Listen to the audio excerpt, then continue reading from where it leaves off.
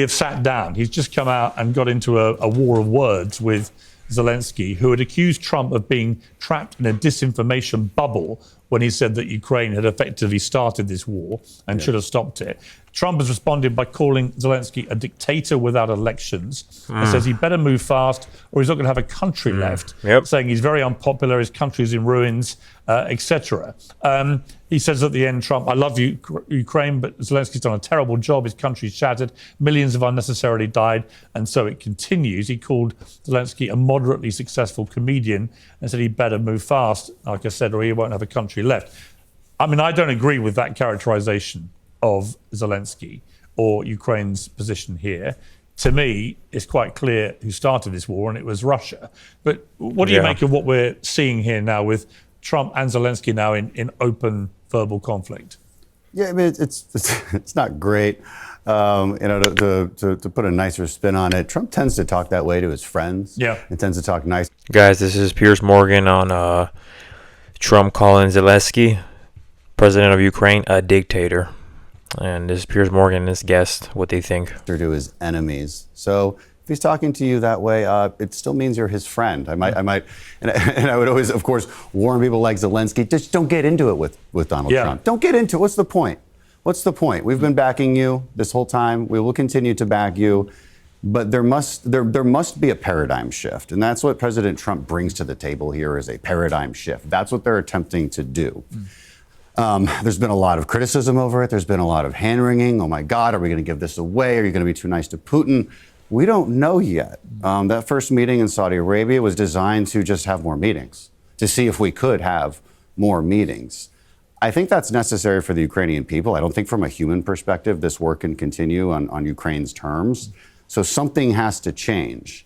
Look, I want to be optimistic, and I'm going to fully back the president on this right now. Because if I don't, I mean, what choice do we have? If we start undermining him right now, well, then it's definitely doomed to fail.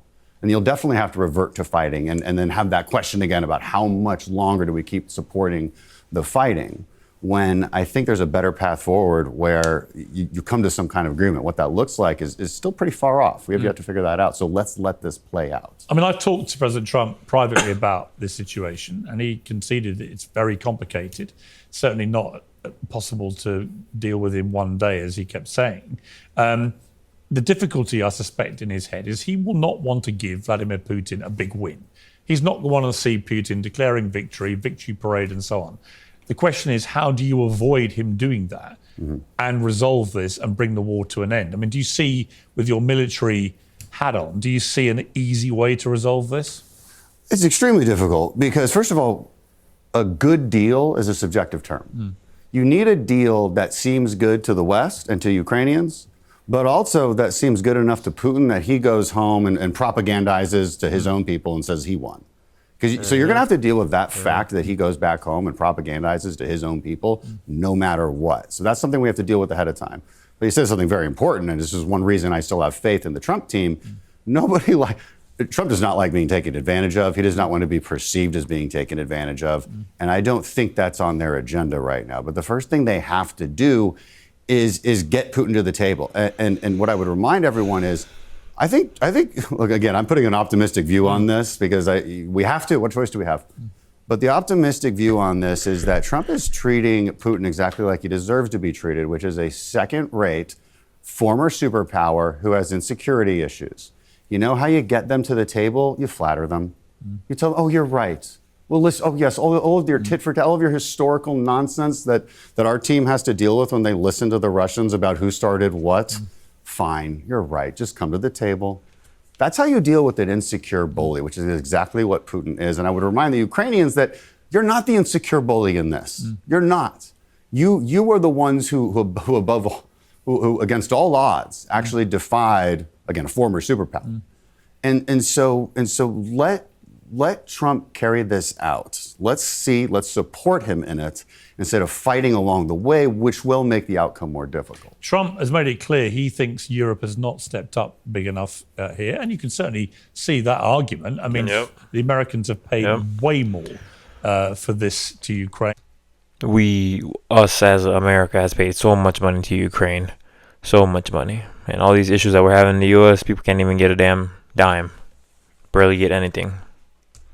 Change on a dollar is what the people in the U.S. get, while they're sending millions to the Ukraine, sending them weapons and whatnot. In terms of military hardware and so on than the Europeans have. And many European countries are still not paying their NATO dues, which is incomprehensible to me. Trump is completely right about that. What should Europe be doing? Well, he's completely right about that. And then the Europeans would counter and say, no, it's about equal. And I say, well, let's assume that those numbers are correct. It's a little difficult to calculate. But the entirety of European support is about equal to the entirety of American support. My message to Europeans is, why should it be? It should be double. It should be triple. It's your continent. Not only that, but we should be holding you back. Like, here's how this negotiation should go. And I want Europeans to imagine a scenario where maybe it's General Kellogg who's the lead negotiator here. Imagine he's in the room with the Russians, and behind him, the Europeans have decided to create the European army that Zelenskyy had mentioned. I would agree with that, by the way, and that they're amassing troops because they're so sick of this idea that the Russians might invade Europe. Now, what does that do? That all of a sudden gives the Americans the ability to, one, play good cop, and also have a ton more leverage in that negotiation, and have a ton more leverage on behalf of Ukrainians. That's what Europeans need to do. They need to be uncomfortably aggressive. And I've said this many times. I think that's what You likened it to a barroom brawl scenario. Explain that. Well, international conflict in politics is the same as barroom conflict in politics, right?